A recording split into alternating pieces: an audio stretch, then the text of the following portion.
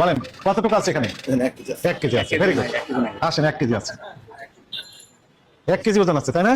আসলে বেশি আছে না, পাতিল সহ দেখেন, বেশি আছে। 1500 গ্রাম হবে। 1500 হয়ে গেছে। 1.5 কেজি আছে। হ্যাঁ, আপনি কাজ করেন, একটা প্লাস্টিকের ওই যে ওরকম ইয়ে নিয়ে আসেন, কন্টেনার নিয়ে আসেন। পলিথিন ব্যাগ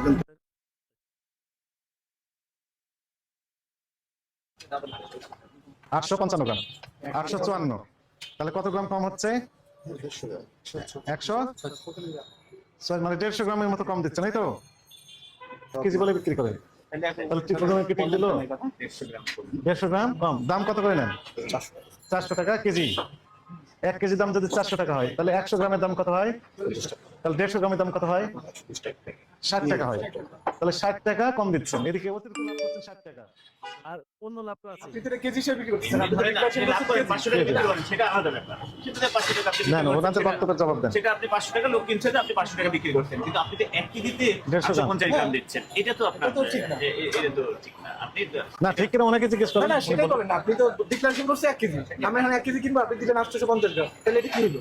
এটা হলো নাহলে আপনি এটা লিখে রাখতেন যদি, যে আমি 850 গ্রাম আর এটা 150। হ্যাঁ, এটা আপনি বলেন যে ডিক্লারেশন দেন যে এই বাটির কেজি, বাটির ওইটা তো, আর দই আছে এত।